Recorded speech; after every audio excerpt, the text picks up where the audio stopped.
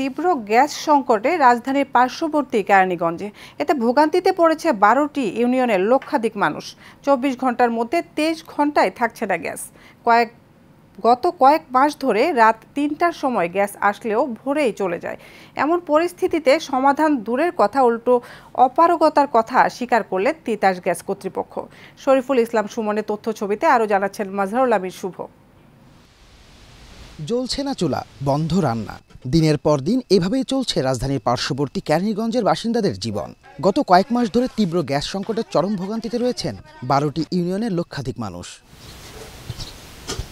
স্থানীয়দের অভিযোগ, দিনের বেলা দূরের কথা, রাতেও মিলছে না গ্যাস। মাঝরাতে কিছুটা সময় গ্যাস পাওয়া গেলেও তা খুবই অল্প। এতে করে রান্নাবান্না অনেকটাই বন্ধ। বাধ্য হয়ে অনেকেই সিলিন্ডার কিনে চালাচ্ছেন দৈনন্দিন জীবন। গ্যাস সারাদিনও থাকে না, রাত্রে আপনার 12টা 1টা বাজলে একটু আসে।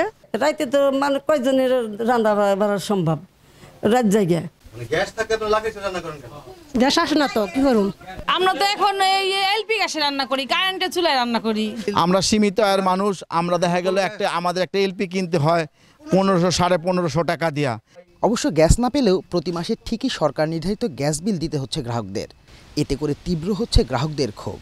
আমরা গ্যাস বিল ঠিকই দিতেছি, কিন্তু আমরা গ্যাস ব্যবহার করতে পারতেছি না। গ্যাসের প্রেশার আমাদের যাতে আমাদের দেয়, আমরা বিল দিচ্ছি, অথচ আমরা কিন্তু সাফারার, আমরা খুব ভুক্তভোগী মানুষ। কিন্তু আসলে খুব আস্তে আস্তে ওনারা মনে হয় অনেকটা রাগান্বিত হয়ে যাচ্ছে। গ্যাসটা যেন সরকার যদি সুবিবেচনা করে মানুষের, জনগণের দিকে তাকিয়ে, আমরা যাতে সুষ্ঠুভাবে সুন্দরভাবে গ্যাসটা এই এলাকার সবাই পাই, এটা আমাদের দাবি। এমন পরিস্থিতিতে সমাধানের আশ্বাস দূরের কথা, উল্টো নিজেদের অপারগতার কথা জানালেন তিতাস গ্যাস কর্তৃপক্ষ। আপনার 40 পিএসসি বাইরে হইব, কিন্তু এখানে ঢুকেই মনে করেন 10 পিএসসি, 10 পিএসসি ঢুকে বাইরে হইব 5 পিএসসি। উপর থেকে যেভাবে নির্দেশ দেয় সেভাবেই আমরা তিতাসকে চলি। তিতাস তো আলাদা কোনো নিজস্ব সব কিছু তা না।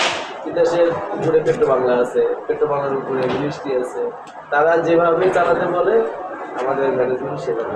লক্ষাধিক মানুষের দুর্ভোগ লাঘবের দ্রুত ব্যবস্থা নেওয়ার দাবি স্থানীয়দের। মাজহারুল আমিন শুভ, এশিয়ান টেলিভিশন।